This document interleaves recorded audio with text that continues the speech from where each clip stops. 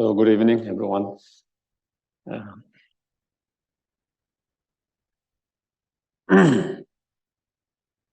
Okay, again, we'll start with a mindful breathing exercise to quiet our mind and to bring our mind in the moment present.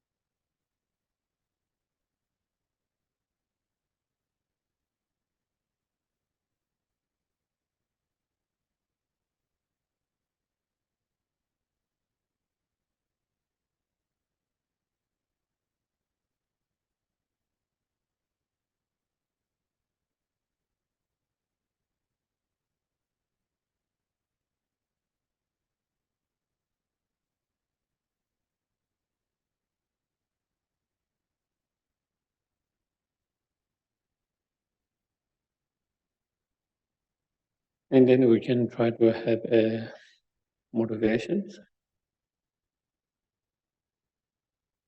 good intention motivation. For example,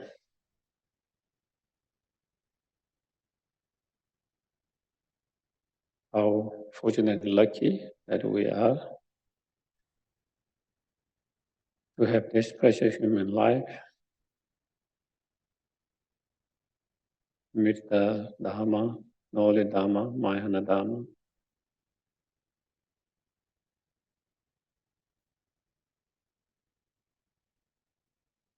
and also met incredible great example teachers such as His Holiness Dalai Lama in our time.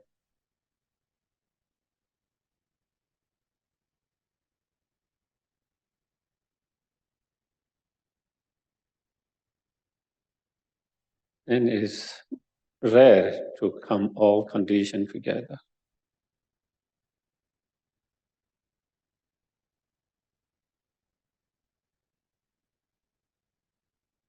Therefore, that I'm going to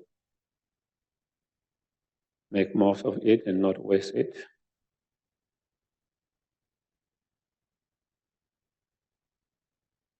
And make my life meaningful with a greater purpose.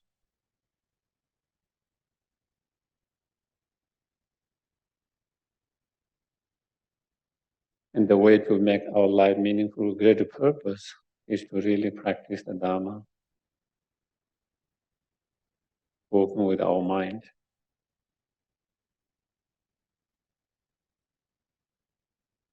To minimize and to abandon all those negative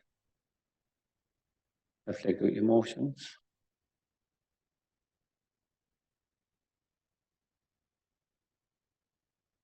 Which are the root of our own problem, suffering, and the suffering of others.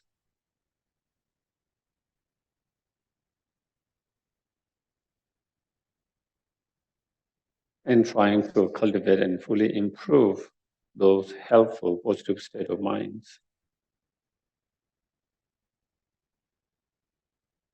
Especially to Bodhichitta mind, the relative and ultimate Bodhichitta mind.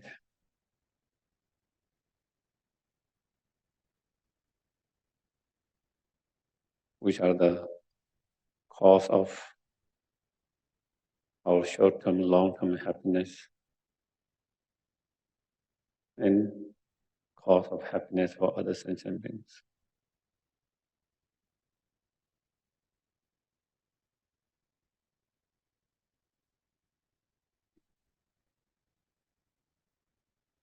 And in order to actualize and improve those spiritual experience realizations, we need to practice, meditate correctly and constantly.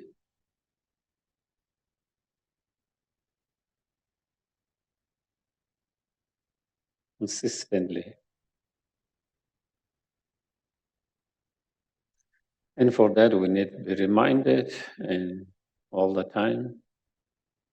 And for that purpose, reason, that I'm going to listen, engage in discussions,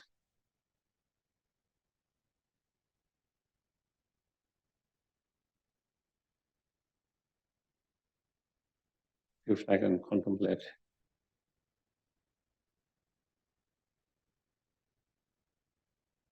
May all these activities become cause and conditions to achieve fully awakened state as soon as possible. So we can fulfill the greatest help and benefit of oneself and all sentient beings.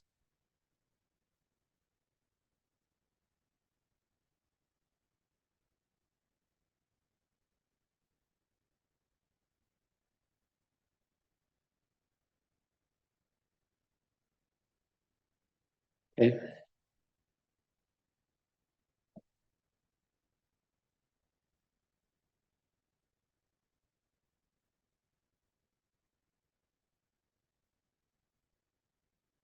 Praise to Shakyamuni Buddha. The founder, the endowed transcendent destroyer, the one gone beyond the foe destroyer, the completely perfected, fully awakened being, perfect in knowledge and in good conduct, Sugata, knower of the world, supreme guide of human beings to be tamed, teacher of gods and human beings, to you, the completely and fully awakened one, the endowed transcendent destroyer, the glorious conqueror, the subduer from the Shakya clan, I prostrate, make offerings, go for refuge.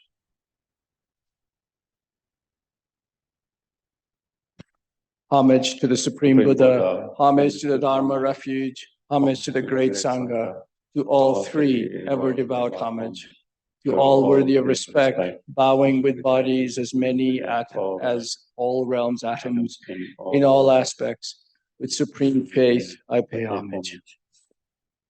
Do not commit any non-virtuous actions, perform only perfect virtuous actions, subdue your mind thoroughly. This is the teaching of the Buddha.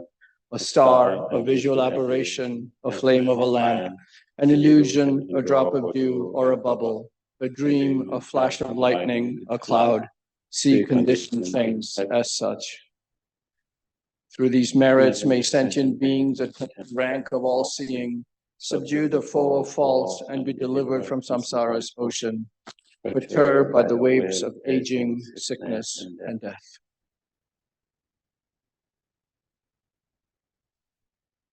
The Heart of Perfection of Wisdom Sutra. I prostrate to the Arya Triple Gem. Thus did I hear at one time the Bhagavan was dwelling on a mass of Vulture's Mountain in Rajagriha, together with a great community of monks and a great community of bodhisattvas. At that time, the Bhagavan was absorbed in the concentration on the categories of phenomena called profound perception.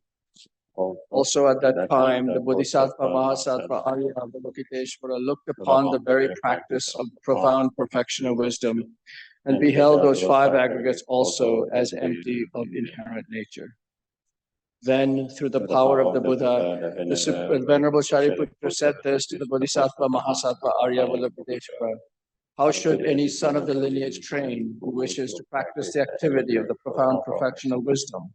He said that, and the Bodhisattva Mahasattva Arya Nagarjuna said this to the Venerable Shariputra: Shariputra, any son of the lineage or daughter of the lineage who wishes to practice the activity of the profound perfection of wisdom should look upon it like this.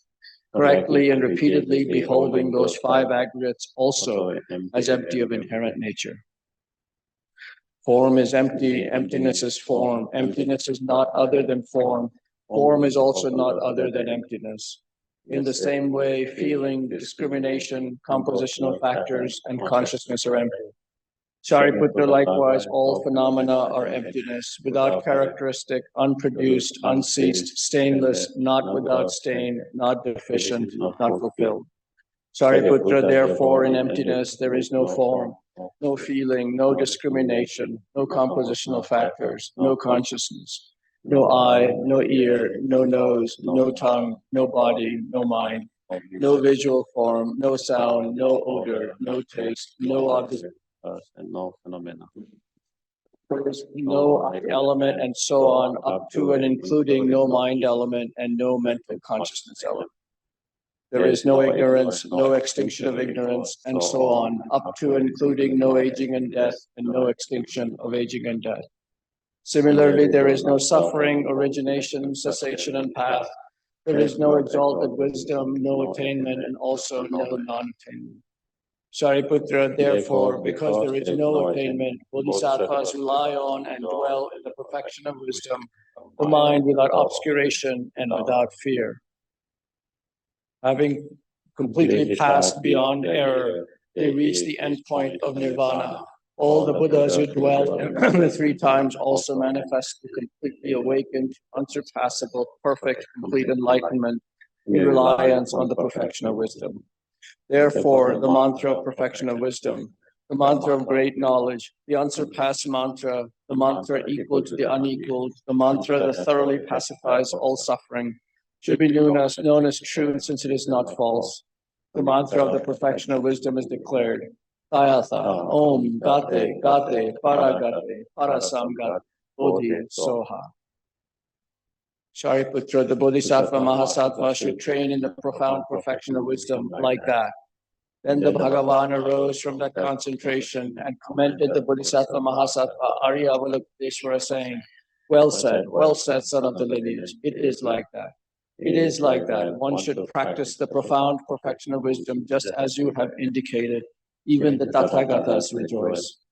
The Bhagavan, having thus spoken, the Venerable Charadaputra, the Bodhisattva Mahasattva Arya Nagarjuna, and those surrounding in their entirety, along with the world of gods, humans, asuras, and gandharvas, were overjoyed and highly praised that spoken by the Bhagavan. Saji Jokshing Meto Ram Dinamiji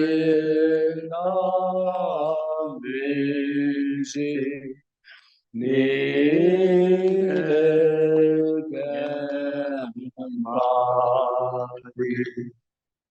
Sangye Jindo Midwa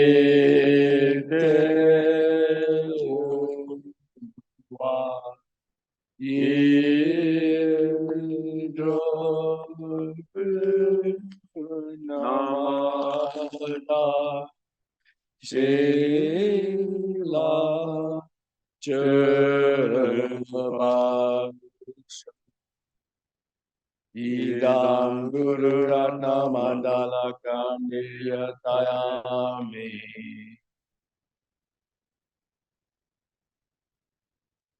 Sangye Chodang Soki Chonam La Jangchu Bardu Dami Kapsu Chi Dargi Chichingi Pesonangi Drola Penche Sangye Drupasho Sangye Chodang Soki Chonam La Jangchu Bardu Dami Kapsu Chi Dargi Jeshengi Pesonamgi Drola Penche Sangye Drupasho Sangye Chodang Sogi Chonam La Jantu Bardu Dagni Kapsuchi Dagi Chushen Gipe Sonam Gid Yola Penche Sangye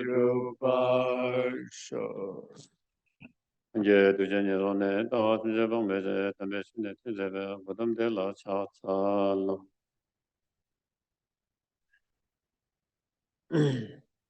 So regarding to the Nagarjuna's comment with the Bodhichitta, we are in a section where he talked about the relative Bodhichitta, and we just finished where he explained, after having cultivated the relative Bodhichitta mind, then in engaging in accumulating the merit, then you enter the first two bowls of the path, the ordinary first two path, accumulation and operations. And then, you have direct realization of emptiness and you enter the path of the Arya Bodhisattvas. And then within the path of seeing and path of meditation, then you progress through the what we call 10 stages of the bhumi of the Bodhisattvas. And especially when you achieve the 8, 9, 10 bhumis, at that point of 8 bhumi, then you purify all the woods of afflictive emotions through the fire of wisdom. And then you try to, through that and on the bodhisattvas, purify or eliminate the obscuration of the knowledge, the subtle obscurations. And especially when you achieve the 10 bhumi, the last of the bodhisattvas, then he explained, and the quality of such bodhisattva is almost equal to like the Buddha himself in terms of help benefiting sentient beings and so forth. And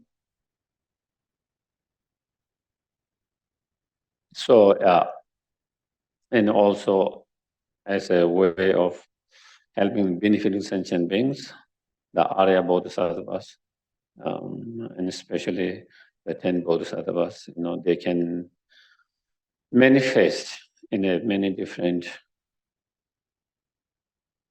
form of different beings, whatever is most beneficial and helpful. Not always as a very, enlightened being. Sometimes it is more beneficial to manifest as an unenlightened being to help and benefit some subdue certain individual. They will manifest as something unsubdue, unenlightened being.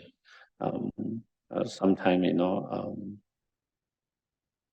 so anyway, and therefore that is where in all the Bodhisattva teaching, they say, also the Buddha said, since we don't know who is other person, we cannot read other person's mind. We do not know who is Bodhisattva, who is not Bodhisattva. We don't know who is Buddha, who is not Buddha. So therefore, we have to be respectful to everyone and not easily criticize and be too judgmental just on the base of the external appearances, because we do not know the inside, the mind. Whether someone is Buddha or not, whether someone is Bodhisattva or not, it depends on their state of mind. And therefore, we have to be, one, very careful. Even when Naropa, who is the great city teacher, main teacher of the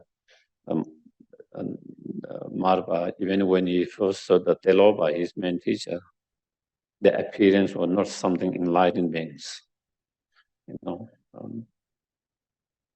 and so there are many stories like that, but even they are enlightened, sometimes the appearance can be like unenlightened, and so therefore we have to be more careful with our mind and our speech, and that, So yeah, so I think more or less, just to kind of summarize some of the verse we went last week. So we are in verse number 94. I think we finished 93. So again, in Mahayana teaching, the Bodhisattva's path, as we discussed on a Friday during the retreat, every sentient being has Buddha nature. Every sentient being has the potential to become a Buddha. And eventually everyone will be a Buddha. If everyone can attain and achieve Buddhahood, and if everyone has that Buddha potential, and if everyone can achieve that Buddha, why did Buddha teach 3 vehicles instead of 1 vehicle? The vehicle of the Bodhisattvas or Mahayana vehicle. Why did he teach 3 vehicles? Why don't he lead to 1 vehicle, the Bodhisattva's vehicle? And so concerning that question, then here's the answer. Nagarjuna saying, for those disheartened on existence road,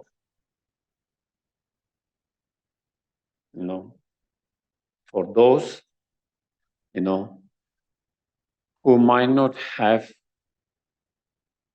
as much courage as Bodhisattva at the moment, okay? Who might not have same level of courage like the Bodhisattvas at the moment, okay? But who have renounced the samsara and samsaric, who are not attached to the samsara, who are not attached to samsara and samsaric pleasure, samsaric experience. For those, then, for their respect, the true wisdom that lead to the great vehicle has been taught. For them, then, for those individual or sentient beings, even though they do not have at the moment the courage like the Bodhisattvas to, take on the responsibility of liberating all sentient beings, who doesn't have that courage at this point, at this moment, but who still are has strong inspiration to the path to achieve liberations, and disheartening or renounce or not attached to the samsara, for those, then the Buddha showed the 2 other vehicles, the vehicles of Hiriya and the vehicles of solitary realizers,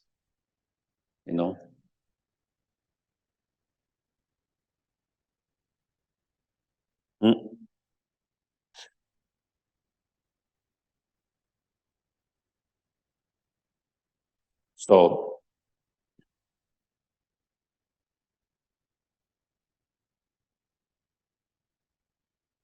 in long term,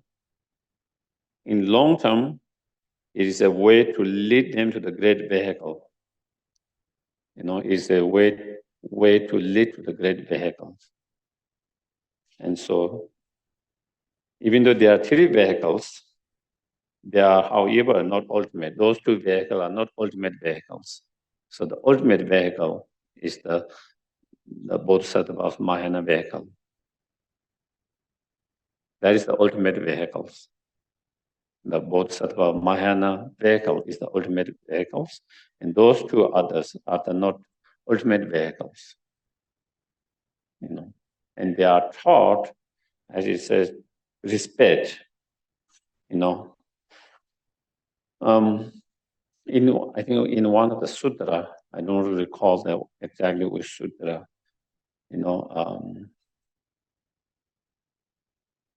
is to go to the destinations, maybe if you continue going, it can be too tiring, and you don't have the energy to that, and then, resting on the island, and then when you regain the energy, then you can go to the next island and then the final destinations.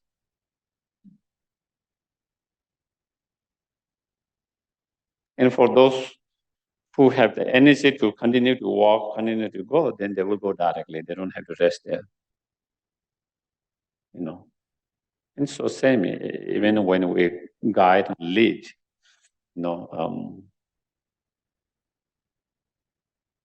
children, students, you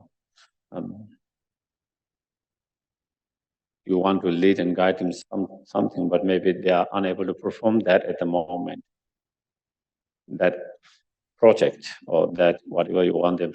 So then, you give them small project and then tell them, oh, that is good. And slowly encourage them to go further and further. That is a skillful means of leading to that. Or it is same like, when someone is having some recovering from some kind of surgeries, and when nurse or other helper, they help them to walk, at the very beginning, you just encourage them to walk a little bit and say that if you can walk just that much is enough. Just 5 minutes, just 10 minutes, or just from to here. That is more than enough. And so, because if you say you have to walk half an hour, they will give up. And they say, I'm not going to do, because they think they can't do it, because they are not ready for that physically. And so, 5 minutes, 10 minutes, and you take them rest. And then again, 5 more minutes, 10 more minutes. Again, rest. Again, 5 minutes, 10 minutes. So in that way is way to lead them to do that, but skillful means slowly, same. That is a skillful means. The Buddha taught those two vehicles with those two wisdom, the wisdom in a Hiriya or Savaka or Hiriya vehicles, the wisdom of the wisdom relies on the selfness of the persons, and in the vehicle of the solitary realizers of the Buddha, then the wisdom of non-dualities. So those two wisdom are taught in those two different vehicles. Temporarily, as like a respect, like kind of what you call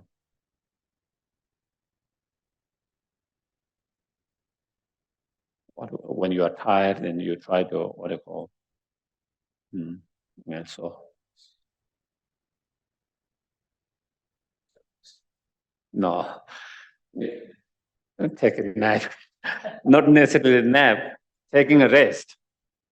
Rest is the word, not a nap. Rest, then taking a rest, temporarily taking a rest, and then from there again they move towards the final vehicles, and so that is what it is saying, So they are, however, not ultimate, means they are not ultimate vehicle because there is still one more further to go, the Bodhisattva vehicles. That is the ultimate vehicles. That is where.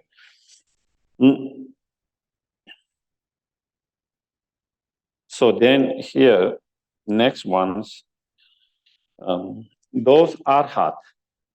So those who are those two paths or vehicle,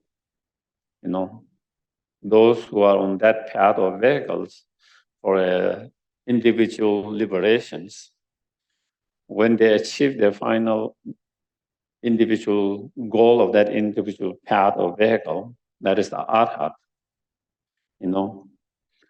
then, when they achieve arhat, because they are free from all the delusions, and they go in a deep, profound meditation on emptiness, cessations, then they could bliss out for eons and eons. They could bliss out in eons and eons. It's like you have been having to sleep for weeks and months. You're so tired, and when you get a time to sleep, you can sleep out days. Completely like that.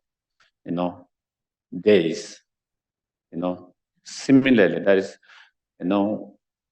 we suffer so much in samsara, and they have been trying to get out of samsara for so long.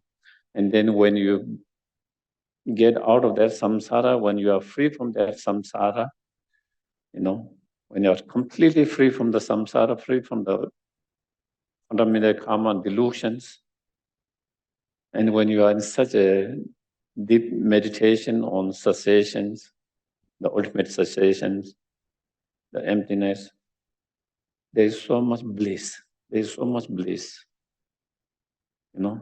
So much inner bliss and peace. So then it's like, you completely bliss out in that, for a long time. And so the Buddha has to awake them from that, Otherwise they can kind of bliss out in that. So that is where it is so long not exhorted by the Buddhas, So long the disciple will remain. So those arhat, those arhat who are on those two paths, vehicles, in bodily state of wisdom, showing and intoxicated by the observations, the concentration, meditations on that emptiness, that cessations, is like someone being intoxicated, kind of bliss out for a long time. In some cases, even eons, And so,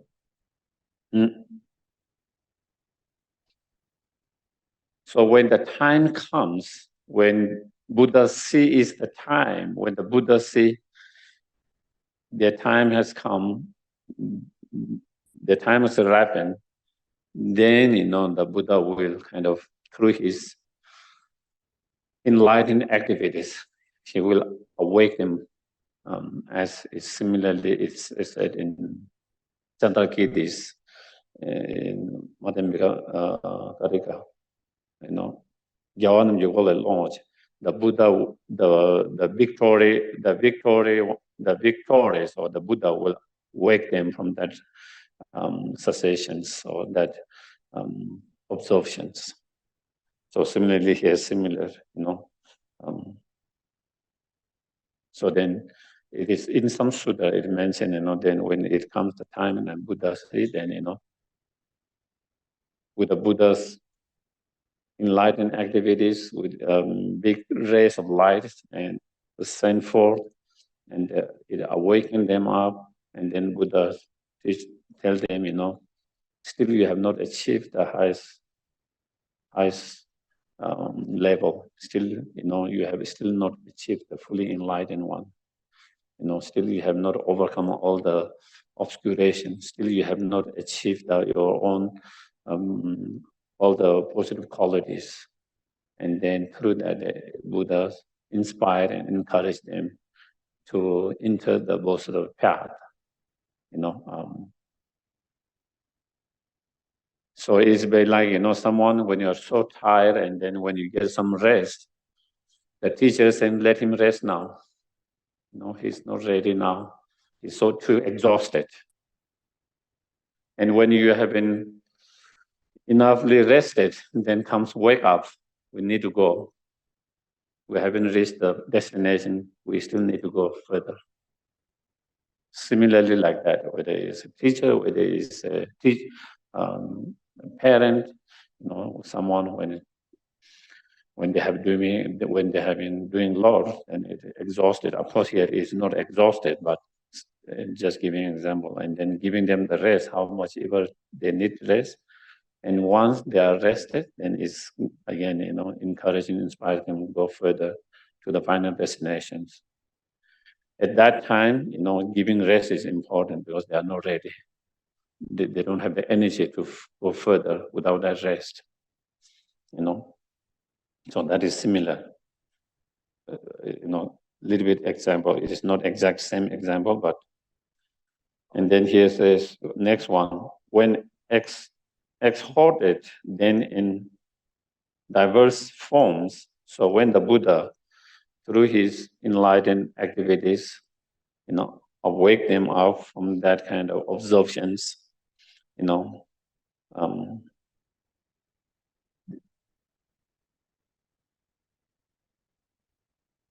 they will become attached to others' welfare. Meaning, here attached doesn't mean attachment. Here is the compassion, as we said in one of the verses earlier. So then, with that Buddha's inspiration, encouragement, then they will develop, great compassions. They have compassion, but not same level of compassion bodhisattvas, and so they try to develop a higher level of compassions, like bodhisattvas, the great compassions. And through that great compassion and driven by their great compassion, they develop the special attitude and the bodhicitta mind, And having generated the bodhicitta mind, then they engage in the practice of 6 perfections, the bodhisattva practice, such as the perfection of generosity, moral discipline, patience, joys and virtues, merit, concern, wisdom, so forth. Through that, then they gather store of merit and wisdom by engaging in the practice of bodhisattva practice, and that is what they gather, the collections of merit and collection of wisdom, the practice of generosity, moral discipline, patience, so forth, is gathering the merit. Whereas the wisdom is the gathering the wisdom, collection of wisdom, and concentration play a role towards that wisdom. So, and joyous effort support both the merit and wisdom. So in that, through those such practices, or 4 means of gathering disciples, benefiting them through that, then they gather the stores or the collections of merit and wisdom. Because in order to achieve fully enlightenment, you need to perfect and complete the 2 collections. As Nagarjuna said, I think it's in his Precious Garland, about shows. There is a dedication he made due to all the merit or the virtues, may all sentient beings gather the collections of merit and wisdom, and having perfected the gathering or the collections of the merit and wisdom, may they achieve the 2 kayas. So that is similarly here. To achieve the enlightenment, the 2 kayas, Dharmakaya and Rupakaya, then you need to complete the 2 collection of 2 merit, 2 collections. The collection of merit become the main cause to the Rupakaya, and the collection of wisdom is the main cause to Dhammakaya. Through those perfecting those 2, gathering or collecting those 2 collections, then that is how thereby they will attain the Buddha's full awakening. That is how they achieve fully awakens.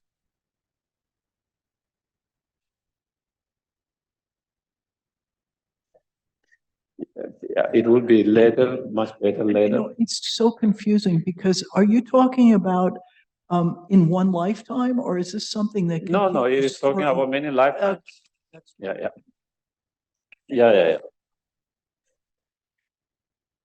We are not talking about one lifetime. We are talking about eons and eons, or some. In Sutra, they talk about 3 eons. The Bodhisattva path, to achieve enlightenment is collecting creating the collection of merit and wisdom throughout 3 eons. But whether it takes 3 eons, less, more, of course, it depends on a lot of individuals. Yes. It builds from one life to another life. Yeah, definitely. So that is what verse number 96. Okay. And also here, extraordinary in diverse forms. So also when those arhat, after they enter the Bodhisattva path, having generated Bodhichitta, and enter the Bodhisattva path, and then as they progress on the path, then again, through by manifesting diverse forms to the needs of different sentient beings, and they help sentient beings. By helping sentient beings, they also create merit and virtues. While they create virtues and merit, they also benefit others. So in that way. So next, 97. That one is kind of a little bit, if you see, even the different translations have slightly different. And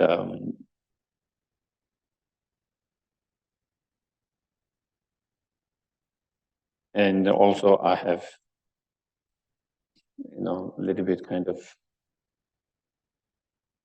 difficult, even in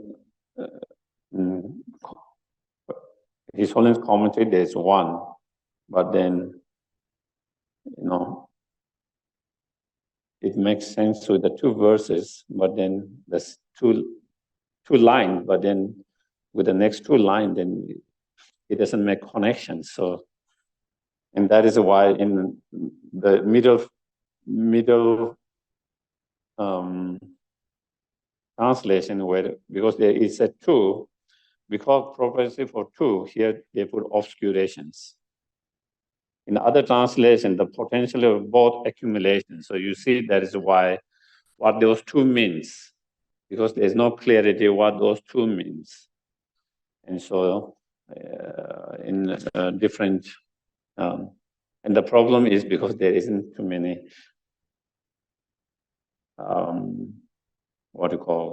commentaries. So I only saw His Holiness, and His Holiness, in that he referred to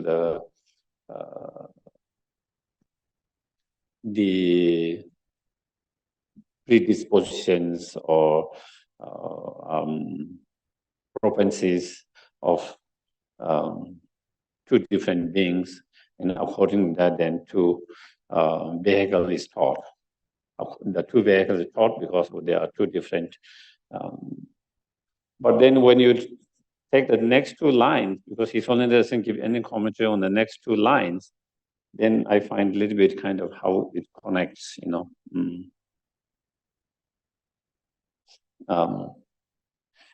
So if we say it is obscurations, because there's, in that case, then if there's obscuration, it's obscurations of the defilement and obscuration of knowledge, because of 2 such obscurations, those propensities are referred to seed of existence. Of course, those are the seed or the potentials of the existence of the samsara.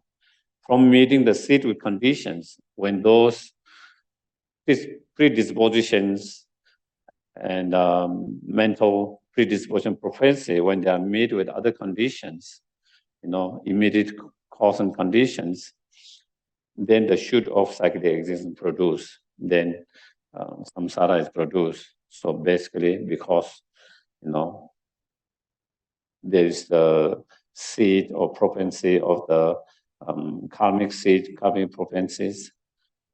And then when it is met with conditions such as, craving and grasping, through that craving and grasping, as we mentioned in the Sunday, and then the seed is completely potentialized, become a becoming, and then next it produces samsara rebirth and samsara. It could be taken one way in that, if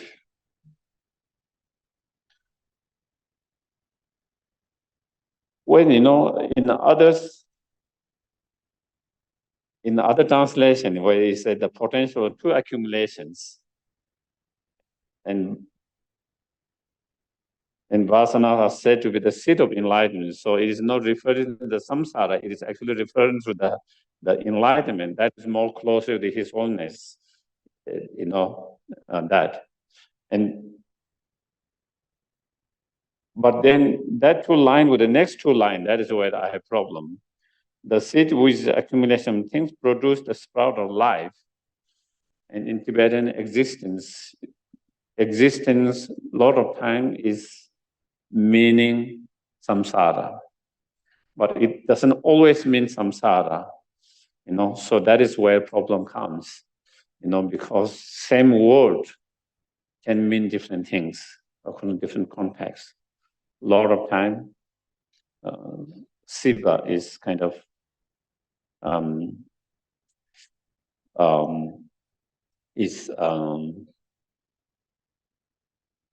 synonymous with samsara, but also Siva also means just a normal existence, And in that cases, the seed, which is the accumulation of the things, produce the sprout of life. So maybe in this life, maybe not samsaric life, but maybe something more enlightened life. If you say that, then maybe it might be okay. So that is where I'm saying that it could mean many things.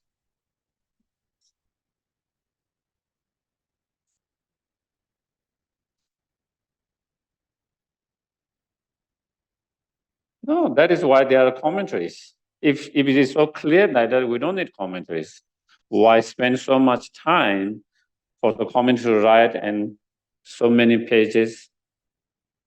Most of the root texts are not easy to understand because they are so abbreviated. Everything's, and so that is where. That is why different commentaries come to. That is why these two translators are translated differently.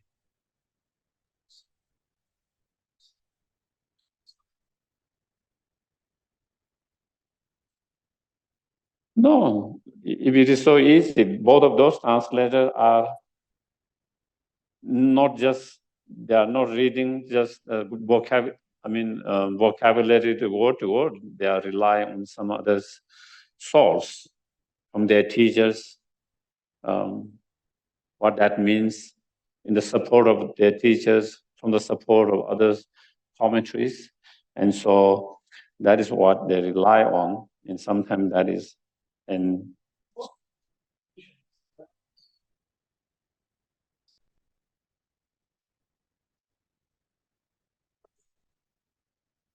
well, we can say easily that translation is not good, but we have to be able to do that ourselves well. It's not easy, It's easy to point the faults, but it's not easy to find the solutions. Yeah, let's okay. So anyway,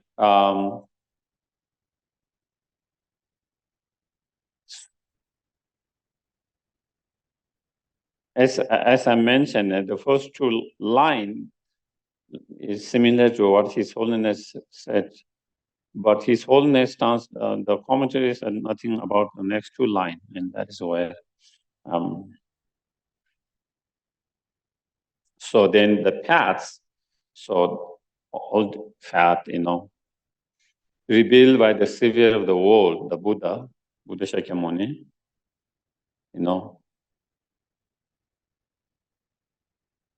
which follow the patterns of beings' mentalities. So, Buddha taught in terms of vehicle, 3 vehicles. In terms of tenets, he taught 4 tenets, 4 Buddhist tenets. All Buddhist tenets come from different sorts of sutras. They're all rooted in different sutras. Those who follow different tenets, they rely on different sources of the sutras. They all are in sutras. So some take this sutra as a little, and the others take this as little. But they all are in sutras, all different school of thoughts, the tenets. So they all are taught by the Buddhas. You find in sutras, and all 3 vehicles also in Buddha's sutras you find.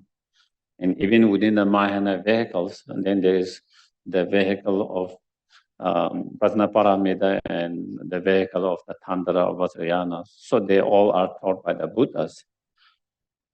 And so here is saying, why did Buddha give all those different, why did he give, why not just one vehicle?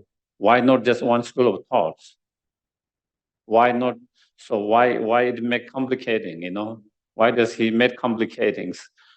Why he just not teach the ultimate vehicle, both set of vehicles, because that is where everyone's in the end going that.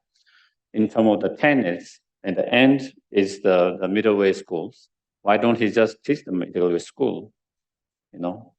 So why Buddha did? And so here's the reason why Buddha taught those different in terms of vehicles on the path, different tenets on the path, and so forth, is by according to the pattern of beings' mentality, according to the need of the sentient beings, because different sentient beings have different predispositions, because different sentient beings have different mental dispositions, imprint, and so forth. And so, again, I think, as I've mentioned many times, Buddha was very much concerned on what is most beneficial, not about this is the most supreme path, therefore everyone has to follow this path. This is the supreme view, therefore everyone has to follow this. This is the supreme vehicle, therefore everyone that. It might be the supreme, but it might not be suitable for that individual at this moment, And so that was, and again, these are also, that's how Buddha taught, but also this is a teaching for us, example for us, It's all about what is the best need, what is their need. It's not about what I think is the best. It's about what the others need. So that was Buddha's, that is the reason why Buddha gave those teachings, that's why. And so those different vehicles, different tenets, and so forth differ variously among the diverse peoples. And because of that, due to diverse method employed, and because of that, because there's so much diverse people with so much diverse mentality, imprint, predispositions, therefore Buddha gave diverse method teachings, or show the path, diverse path.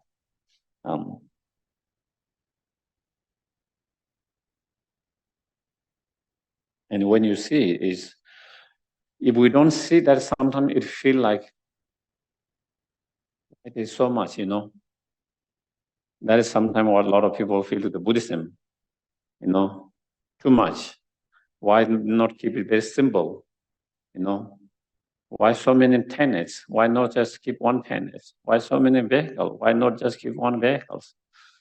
Why so many different methods of meditation? Why not just keep one symbol? Even Bodhichitta, there are so many different methods. Why not just keep just one?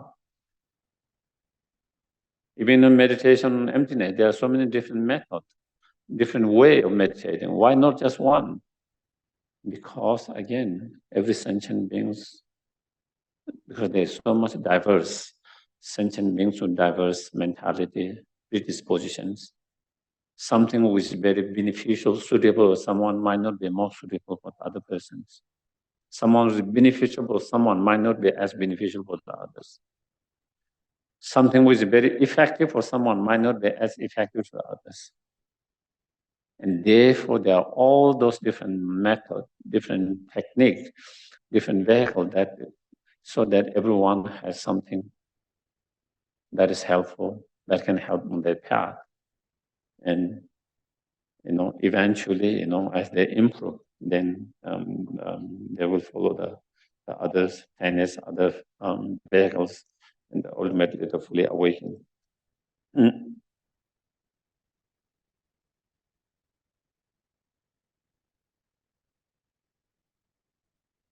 Okay. And instructions differ as the profound and as the vast. There the profound is the wisdom, and the vast is the method, So the profound wisdom lineage or teachings or method, and then the vast method teaching that. So, within the wisdom, profound wisdom, then, there are many different levels of the wisdom, as we went earlier, with each of those schools, understanding of the selflessness. Each of those schools have understanding of selflessness, according to their school of thoughts. And each of those, starting from gross to more subtle to many subtles, so in terms of the vast method, there vast method in the Bodhisattva path, as well as their method in the period and solitary realizers. Also, they have, the practice of method, of engaging, motivated by the pure renunciations, then engage in the practice of, moral discipline, the practice of not harming others, the practice of non-violence, not hurting, not harming others, not only not hurting, not harming others, but practicing in generosity and all compassionate act through, right livelihood, through right speech, through right actions. So those are the vast method. And then in both sadhavas, then of course the method is even much more vast, such as the 6 perfection, 10 perfections, 4 means of gathering and helping sentient beings. Even in terms of the Bodhisattva's moral discipline, there are 11 ways of helping and benefiting others. So many vast methods. So there are those. On some occasion, an instruction corrected by both.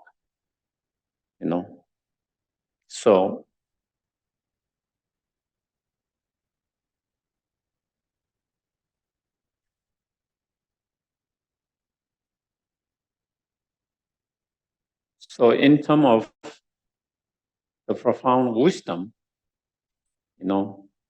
more or less, there's not much difference. The path to the Arhat and the path to the Bodhisattvas.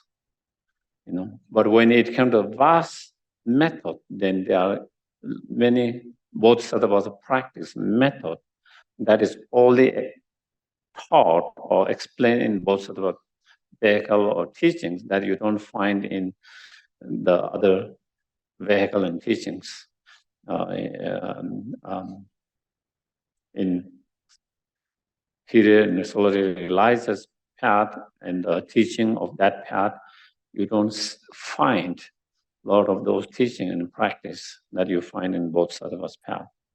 So in that, whereas in Bodhisattva's path and practice, or teaching on the Bodhisattva practice, then you find corrected by both profound and vast methods is very extensively explained. So from that point of view, then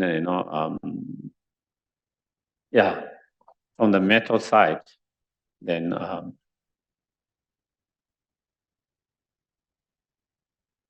maybe you can say the other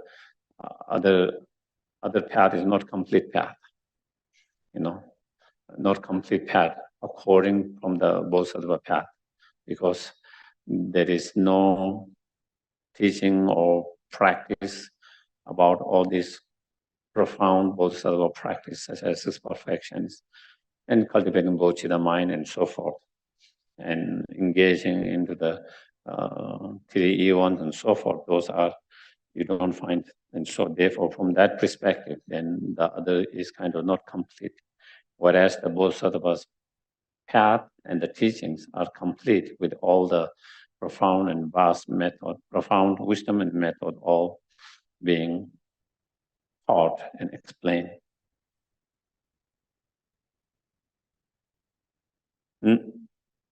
Though such diverse approach are taught by the Buddha, they are all equal in being empty and non-dual. So again, when it comes to the wisdom, then there's not much difference. Both the wisdom, when it comes to the,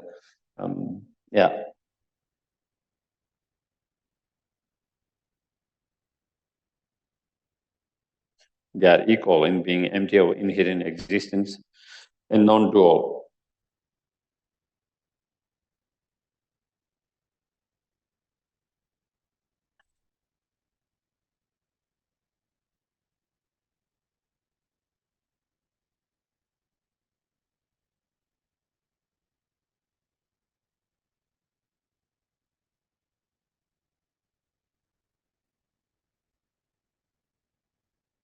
In His Holiness commentaries, they are equal in being empty and non-dual. His Holiness mentioned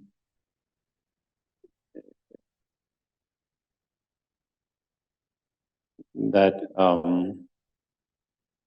non-difference or non-dual, in the end, that they all lead to the same vehicles, the ultimate vehicles.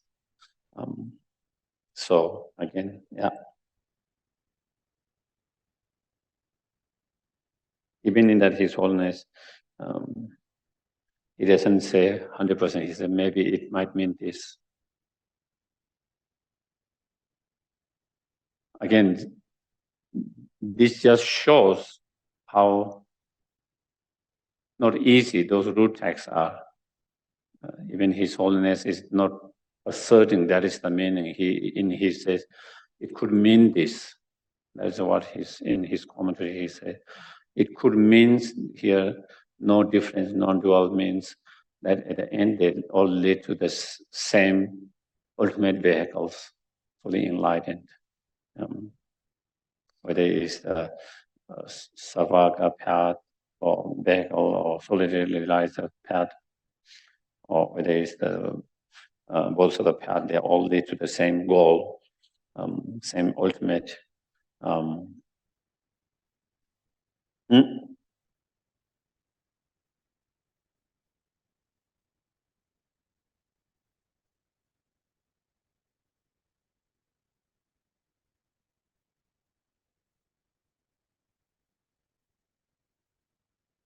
So then,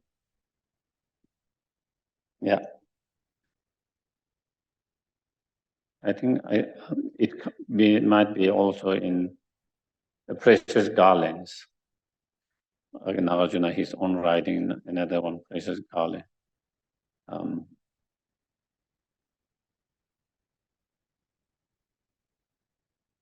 Similar like here, he mentions, even though there's no difference in both the arhat or those and the bodhisattvas having a realization of selflessness of phenomena, even though they both have realization of selflessness of phenomena, not only the selflessness of person, but selflessness of phenomena, even though there is no difference in that, but there is a difference in terms of the method. Because in arhat path or vehicle, it has not taught all the incredible bodhisattva inspirations and the method in that. And therefore, that is the difference.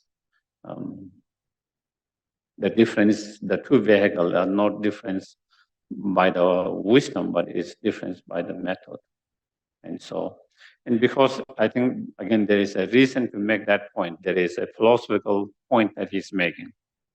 I don't want to go into more detail, but apart from prasangika, others, they think the arhat only have a realization of selfness of persons, not the selflessness of the phenomena. And therefore, in their school of thought of them, that not only there's difference in method, there is also difference in wisdom. Whereas Nagarjuna kind of negate that and say in terms of the wisdom is same in terms of realizations of both selflessness of the person and phenomena. But then if that is the case, then what is the difference between the bodhisattva vehicle and the other vehicles? Then is the difference because of the method, not the wisdom because of the method. So same here, and also that is what explaining. And that is a big discussions of, we don't need to go in here, but it's a big kind of philosophical discussions, even among the Madhyamikas, Prasangika and Sotandika, of that. So I think with this, again, this is one of the reasons, where Chandrakirti distinguished Nagarjuna's point of view, where, in that, there's no difference in terms of the substance of persons or phenomena in terms of the object we negated. It's just different objects. Both of them are to be negated, inherent existence of person, inherent existence of phenomena. Anyway, so verse number 11, the retention powers, or dharanis,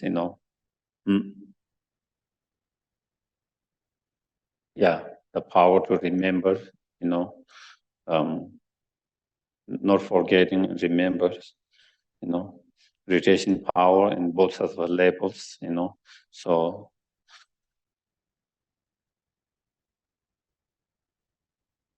10 bodhisattvas, bhumi or levels, as within the bodhisattva path, 5 path, the path of accumulation, path of preparations, path of seeing, path of meditations. Within the path of seeing and meditation, there are 10 bhumi, 10 levels. And within the 10 levels, then each of these different levels,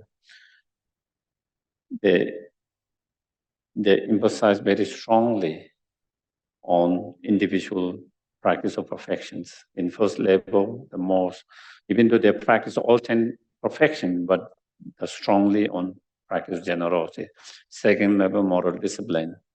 Third level is patience. Fourth level is enthusiasm in virtues. In fourth and fifth level is shamatha or samadhi or meditation constraint. In sixth level is the wisdom. In seventh is the method. In the eighth, top and power. In the ninth is prayers. In the 10th is the exalted wisdom. So each of those specialized or emphasized on those different within those 10 levels. And in terms of purifying obscuration, each of those 10 levels have their individual obscuration to purify. In terms of cultivating the qualities, each of those levels has higher levels of quality that they achieve. Like in the first level, there are 12 different qualities that achieve to benefit sentient beings, 100 of 112. Then second, from 100 become thousands, and like it increase like that, in terms of purifying all of that. So all those qualities in that both of the levels, as well as the perfection of Buddhas. And then, when you achieve the enlightenment after those levels, 10 bhumis, then you achieve the fully enlightened, and all the qualities and perfection of the Buddhas, all of them are aspect of the awakened mind, result of the awakened mind. They all are manifestation of awakened mind, display of awakened mind. And that is omniscient one thought, those to be aspect of the awakening. Buddha taught in the sutras, explaining the sutras, saying they all are result of the Bodhichitta mind. They all are result of Bodhichitta mind. They all are manifestation of or display of the Bodhichitta mind. They all are aspects of the Bodhichitta mind. So they all these positive qualities, virtuous positive qualities on the both of the path, bhumi, and enlightened, fully enlightened. All these qualities are result of the awakening Bodhichitta mind.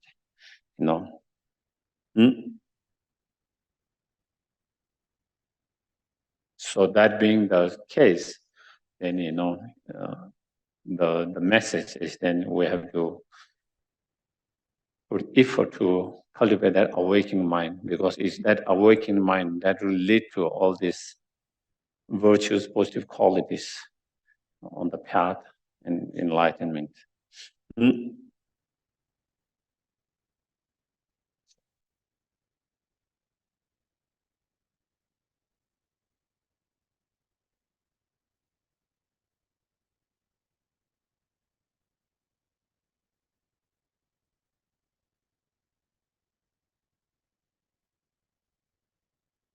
Those who fulfill others' welfare in this way, constantly through the body, their body, speech, and mind, who advocate the dialectic of emptiness, there's no dispute at all being nihilistic.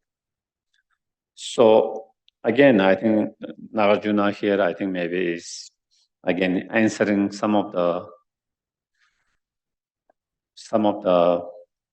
debate from other school of thoughts, because some other school of thoughts saying prasangika nihilistic, because they say nothing exists inherently, nothing exists from its own side. They think Nagarjuna and those who promote that philosophy or who advocate that philosophy, they think they are nihilistic. Okay, they think Nagarjuna is nihilistic, and anyone who advocate or promote or who believe, they think it's nihilistic. So then here Nagarjuna is saying, how can I be nihilistic when I am saying that, all those who believe that driven by the Bodhichitta mind, loving kindness, compassion, to fulfill the welfare of well-being of others, other sentient beings, trying to help and benefit constantly through body, speech, and mind. If it's nihilistic, then this wouldn't be doing that. There's no need to. If nothing exists, if you say that I believe in nihilistic, then that would mean, there's no others, there's no me, there's no others to work for, there's no others to feel compassion, there's no other to work for welfare of or be service to others. And there's no me who engage into fulfilling others' well-beings. And so therefore, but I promote that. I advocate, I believe, and I practice, and I promote that, helping and benefiting others through the compassion. That, so how can that be nihilistic? So he's saying, is someone who promote and who believe in that and who practice that cannot be nihilistic. And so I think that is, again, again, I think that is why we need commentary, because sometimes you might be wondering, why is he trying to say this? Because there is a difference in the school of thoughts. And many of the time he's answering and kind of here and there, trying to distinguish the differences, the differences from the other schools, difference from the other schools. So that is, there's no dispute at all of being nihilistic. So that is what he's saying. We are not nihilistic, and the reason not nihilistic because of that. So I think I will kind of, maybe we can complete next week, because I don't think we can complete today, and so we can.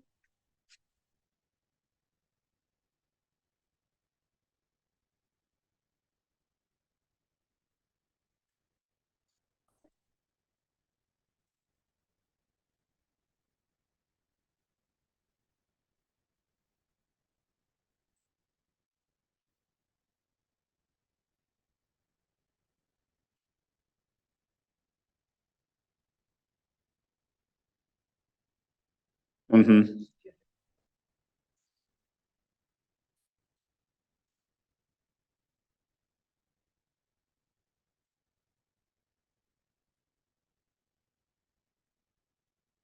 So any questions? Comment, question? Yes, Mark? Yes, please.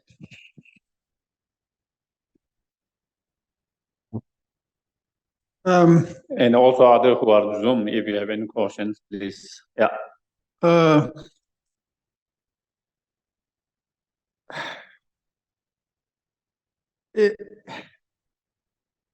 mean, the ultimate reality is true. Mm-hmm.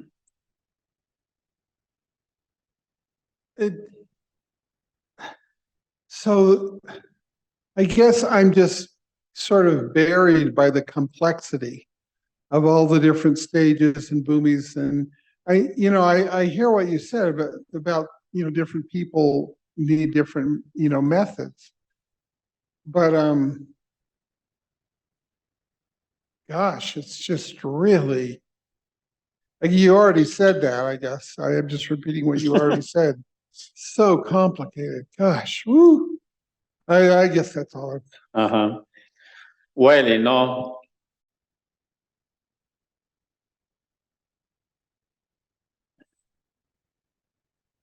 it might feel unnecessary and complicating for us at the moment, because we are not in that stages, because we are still on the very basic. So here he explaining a higher level of Bodhisattva, going through different stages of Bodhisattva as a practitioners, progressing through the four path and those 10 bhumis, and explaining about with each those what obscurations one eliminate, what practice one focus on, that for sometimes it might feel is for us because where we are, but definitely it's good to know. It's like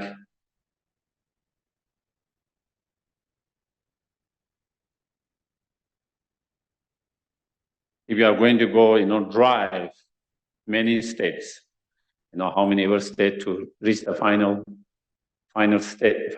place you want to go. And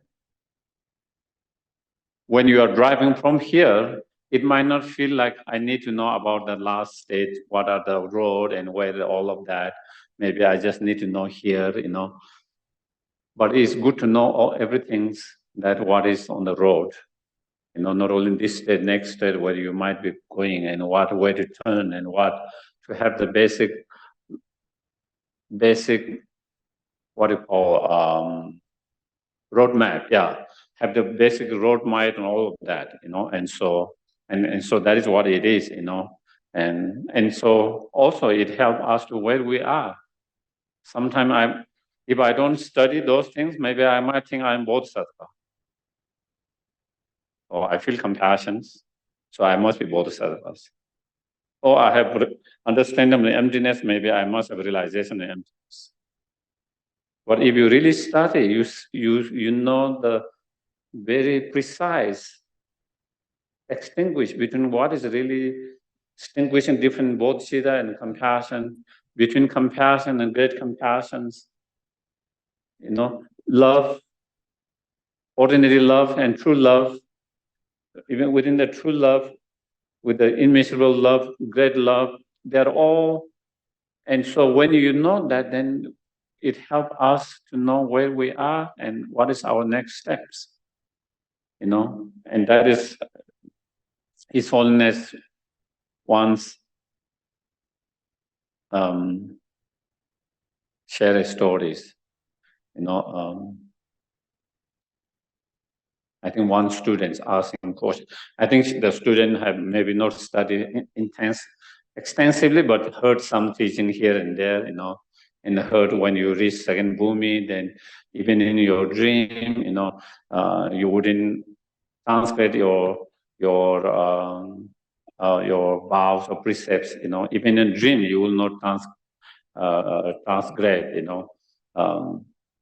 and so he or she heard that. And I think she has that dream. He or she has that dream, and asked His Holiness, has she reached that second bhumi?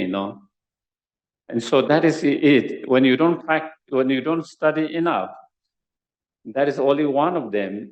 But if you study all of them, then it is easy to know where you are. I'm not confused where I am.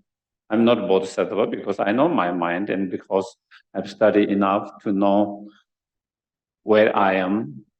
But I know, like many of students ask whether they are bodhisattvas because they feel compassion, whether they ask, or I have this in meditation, everything become,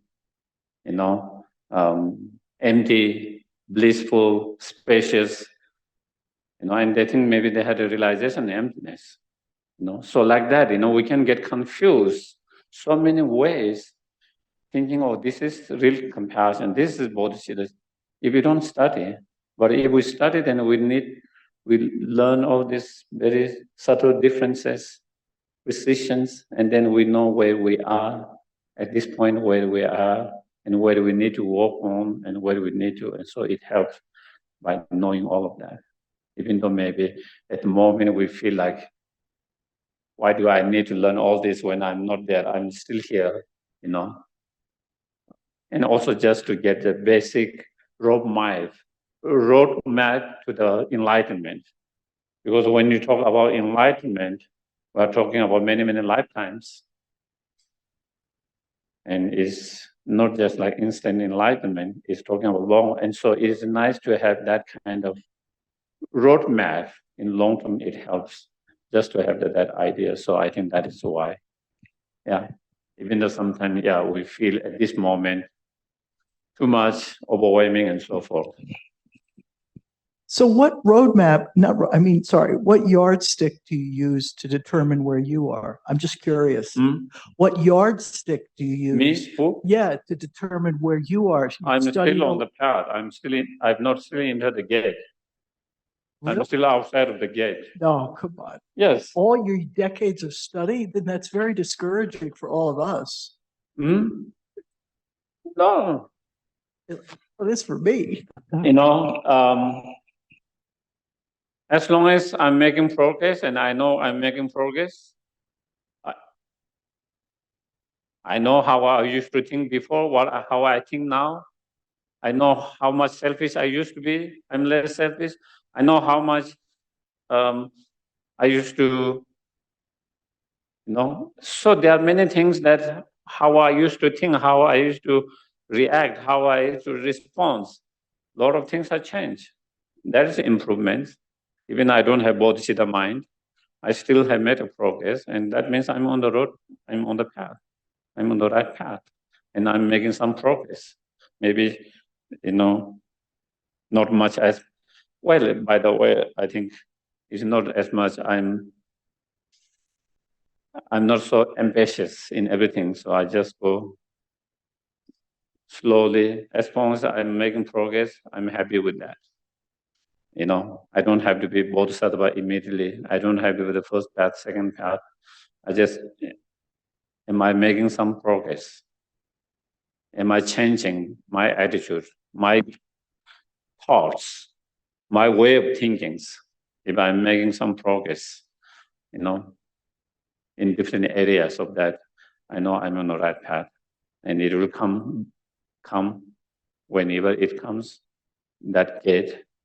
And so that's my approach. I'm not trying to run and reach that gate or enter the gate and first lap, second lap, third lap, as long as I'm going like snail, going there slowly, it's getting there, but it takes times. I'm happy with that. That is my approach in my life in many things. Not driven by accomplish something, is or so much strongly about that. It's just moving toward that and just that my personal kind of approach. Someone on Zoom? John, you have well, just a comment, Geshe. Yes. I like this difficulty of really of language and describing or conveying the meaning. That's at the root of the problem, because I'm similar to Michael. It just seems so complicated. But when I think about it, I'm studying another language at the moment, and in German actually, and just the difference in conveying even things you think are quite obvious, like the word for a pillow in German is Kopfkissen, which means head kisser. And it's like a completely different way of looking at it, the same thing. So I think this is the problem, we have of trying to especially decipher this really poetic. I was just thinking about how poetic this all of the translations are. They're so powerful, but they're conveying a meaning, but it's almost impossible to do that with words. You've just got to feel along with it. It's just a comment, not a question. It's just my take. I was just struck by the absolute poetry of the translations, and then thinking about my own experience with learning another language. It's anyway, I don't know if that made any sense, but I think you explained it fairly well, Geshe. I got the feeling of it is so profound and deep. Anyway, sorry. Thank you. Any other questions? Yes, please. Go. I always wonder, so the three vehicles, Shravakas, Pratyeka Buddhas, and Bodhisattva. Mm-hmm. I wondered why we have the distinction. I mean, like the Shravakas and Pratyeka Buddhas, they have the same goal. They have the same, benchmarks for when you become an arhat and so on, and they both are follow the Vaibhasika or the Sautantrika and so on, right? So why are there two separate vehicles? It's basically, the Shravakas, how they achieve Buddhahood versus Pratyeka Buddhas, how they achieve Buddhahood. That's the only thing that's different, right? Everything else is basically the same. So why is there this difference between the two?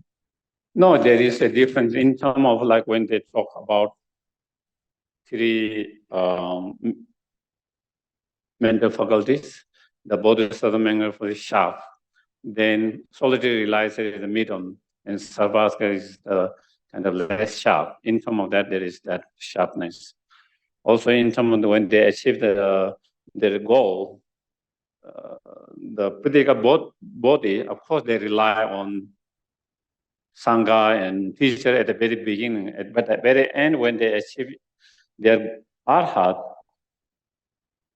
that is why they are called solitary realizers. They don't rely on the Sangha, the group, and the teacher. They are doing by themselves. Whereas Hiriya or Sarvaga, they cannot do by themselves. They have to rely on the Sangha or the others. So there is also ability in that. Also in terms of, especially from the other school of thought, also what they abandon is different, you know. They abandon. Yes. The Sarvaska is the self-grasping of the persons. The others are dualistic, the object and the subject dualistic. So then they have the realization of non-dualistic, not only the selflessness of the person, but also that. So in terms of what they abandon, in terms of what the wisdom they actualize is also different. I see. Yeah. Okay. That's the bit that I've forgotten. Okay. Thank you, Geshe. Yeah. And so, yeah, so I think maybe, is there any others? No, and, but yeah, what I was trying to say something.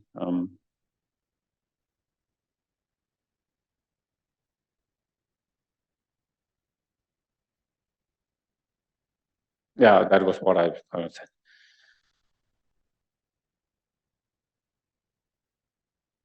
A lot of things, it might seem sometimes unnecessary. A lot of things, sometimes it means too complicating. But again, when you are new to things, everything looks complicated. You know, you are not used to the term themselves. You know, those terms we use here are not the normal terms. A lot of them, even as a English speaking, a lot of terms that is a difference, and then totally different, coming different philosophy or different. So that is one thing, and then, but you know, after some time, you might feel, why is it? It's not so complicating. Is it easy? Why you are feeling so complicated?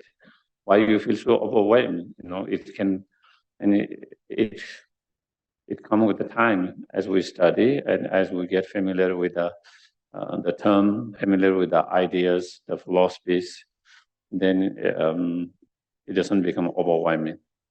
You know, I always give example, as I already have given that example many times, maybe even in during this class. As when I first came, when I went to shopping mall, I was overwhelmed. I was overwhelmed. I was lost. I didn't know where to find things. Because I grew up in Nepal, India, you just go to one shop and can I have a salt? They just give salt. Can I have a lentil, rice? They just give rice. Or sometimes they may have two, three options and they say which one you want, and that's it. And here, I don't know where the things are, lost. And then I ask and people show me where the shelves are. I just wanted a salt. There was 20, 30 different salts with all kinds of things. And I didn't know which one to buy, why, and all this. Geshe, like go with the Himalayan salt. Now I know, but being here, now I don't feel overwhelmed. Now I don't feel overwhelmed. I know where they are and I just get what I need. But that was how I felt at the very beginning, overwhelmed. And totally, why they have so many things, you know? I wonder why they have so many things. But now I know, because there are so many things, because different people's needs, you know, and sometimes it is like that. And so, but once you know, once we have studied, you don't become overwhelmed by that. You know, like we don't have to get, Yeah, so anyway, maybe again, I don't want to get. Yeah, okay, we'll do the dedications. Okay, prayers.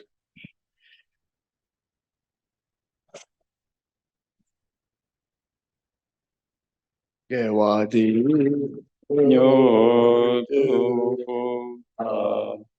Lama Sangye Drogyorne Droachikam Male Pa De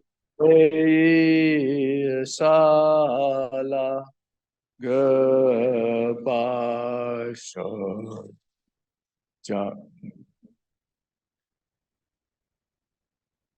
Changchub Semchog Rinpoche Kapanam Kegyusu Kewanyam Pame Payang Gong Ne Gong Du Pelwasho Gambirawe Kurwe Zinkam Dir Pendang Dewa Malu Junwe Ne Chenre Zegwang Tenzin Gatsuyi Jape Site Bardu Tengyuchi. Prayer for Rinpoche, swift return. Peerless teacher and assembly of the children of the victorious ones, Shravakas and Pratyeka Buddhas, victorious Lozang, father and sons, along with the lineage masters, all the objects of refuge of infinite lands, please bestow the virtue and goodness of accomplishing this prayer here and now. Holding and spreading the Muni's precious and complete teachings, through the explanation of practice, you wore the armor of patience that is never discouraged. Incomparable, venerable Guru, to you I make requests. While striving single-pointedly for the sake of victorious one's teachings, the sole gateway through which all benefit and happiness emerge, and for mother living beings, you suddenly departed to peace. What a great loss. Us through the undeceiving truth of the blessings of the ocean of the three jewels and the great waves of Bodhichitta of the children of the victorious ones, may the smile of a reincarnation swiftly beam in glory for fortunate disciples. Geshe. And hold Geshe-la's long life hearts.